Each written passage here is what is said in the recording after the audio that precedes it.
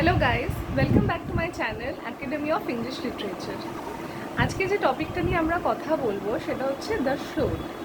The শ্রোডের Hindi version হচ্ছে কফন। এখানেতে একটা ফ্যামিলিকে প্রেজেন্ট করা হয়েছে, একটা পুয়ার মিডল ক্লাস ফ্যামিলি, যেখানেতে তার ফ্যামিলি মেম্বার আছে, তার শ্বশুর আছে, তার বর আছে এবং সে মেয়েটা নিজে আছে। তার চাইল্ড পেন মানে লেবার পেন স্টার্ট হয়েছে, কিন্তু তার চাইল্ড লেবার পেন হচ্ছে, আর তার ফ্যামিলি তাকে একদমই সাপোর্ট করছে না, যেখানেতে পুরো ইগনোর করছে। ইভেন তার শ্বশুর বা তার হাজব্যান্ডই চায় যে তার বাচ্চা যাতে ঠিকঠাকভাবে যাতে না হতে পারে, এবং আলটিমেটলি সে মারা যায়। কিন্তু বাচ্চা পেটেই থেকে যায়, সে মারা যায়।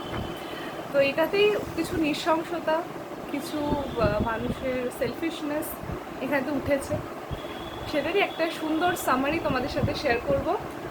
আগেও বলেছি যে আমি যে সামারিগুলো শেয়ার করি, যদি শুধু সেটাই করো আর তোমাদের কিছু করার দরকার নেই, আর আলাদা করে কিছু করতে হবে না, যেটাই কোয়েশ্চেন দিক না কেন এটাই আগে পরে করে তোমরা করে নিতে পারবে।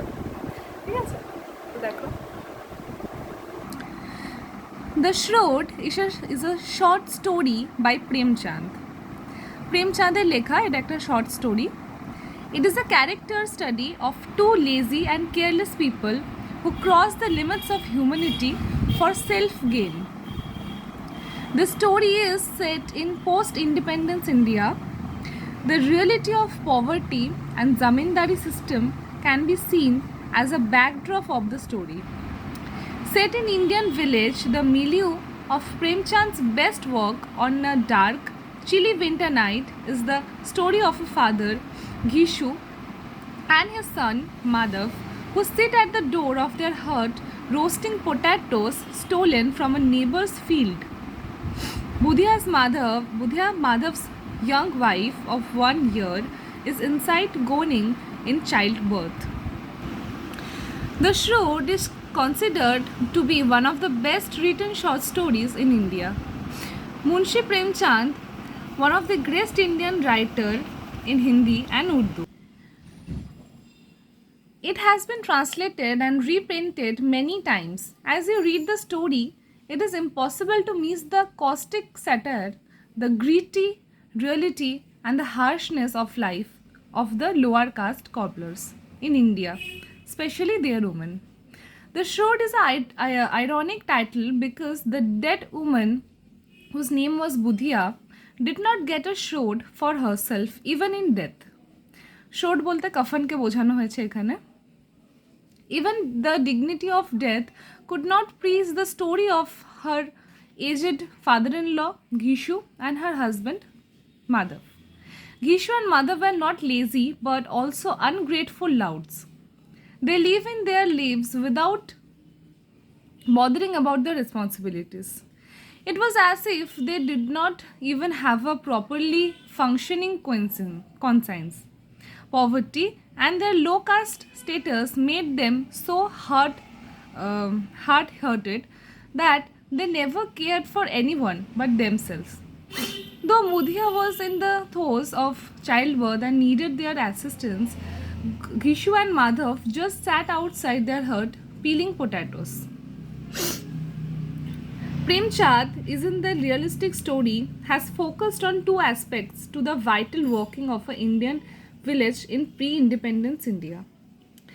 The abuse of women in India and the sexism rampant in the country. The poverty of the lower caste people. Budhya was dying during childbirth. Though she had done her best by Gishu and Madhav, they made no move to call a doctor to save her life. They were more concerned about peeling and eating the potatoes they had just managed to procure.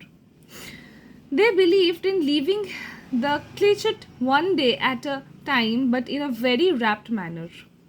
By not calling a doctor or vet nurses to attend to Budhya, they became her murderers when she died after a painful night. Despite the closely knit village they lived in, no one came to see why there was so much shrieking and screaming going on in Gishu's hut, which showed the following They were fed of the lazy ways of Gishu and Madhav and wanted nothing to do with them. Probably all these people were from high castes. They borrowed the 5 rupees from them, intending to buy a shroud for Budhia to cover her dead body. A scared custom in Hindu society in India. এটা একটা হিন্দু সোসাইটিতে এই নিয়মটা থাকে. However, instead of quickly buying in short for Budhia, they shop for it as they were shopping for a woman's wedding sari. They make excuses for not liking the plain white cloths, pretending to them at the end of it. They give in to their stomachs and base instinct and spend the money on the food and alcohol. They spend the entire day and night drinking and eating without even caring that money they were spending on a disgraced woman's short. The desire for food and drink was their primarily motive in getting the money in the first place. They knew they would get a lot of money from the fickle-minded, pretentious villagers of the sympathy of their dead Budhia. They only wanted the money to satisfy their desire for a feast. They eat lavish feast on snacks, fried fish, a variety of chutneys, a variety of pickles, liver, any number of purees. They scream and toast the dead Budhia's soul, as in her name they had managed to get such royal feast. A satire on men whose consciousness were dead with selfishness and dire poverty. They gifted the remaining puris to a beggar and intoxicated make their way home. They tell the beggars to bless Budhia who has dead. She was praised her verbally and brazenly many times. It is Madhav who suddenly in the midst of his revealing feels a slight pick consciences. He wonders what answer would he give his dutiful wife when he would enter eternally. She was sure to ask him why, despite being her husband, he did not even give her a shroud. Gishu, the 60 years old experienced lord, declares to the spirit dampened Madhav that the villagers are so superstitious where a dead body is concerned that they will again contribute a few rupees to buy shroud. Though the satisfied Madhav's good as dead consciences, he often bring it up, which irritates Gishu. These two individuals, Gishu and his son Madhav, are showing a mirror of the paradox of Indian village society who ignore the living but have a lot of respect for the dead. Premchand declares toward the end of that more than Budhia.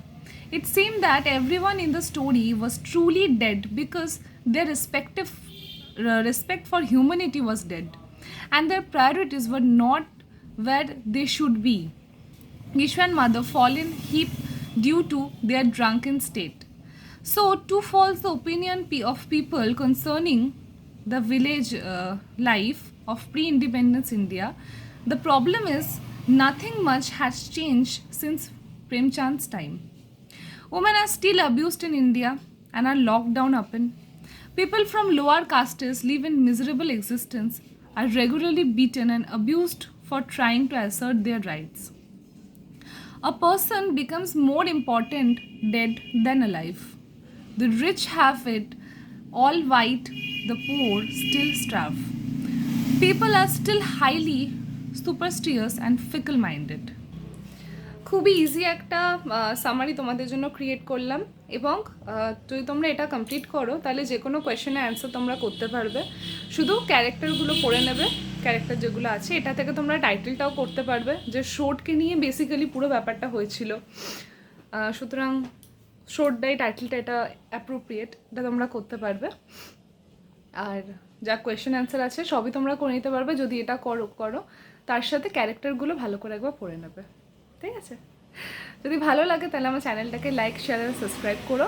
আর যেসব topic তোমাদের দরকার, যেটা important আছে, সেগুলো comment সেকশনে লিখো, আমি সেগুলো দিয়ে ভিডিও করার অবশ্যই চেষ্টা করব। Thank you.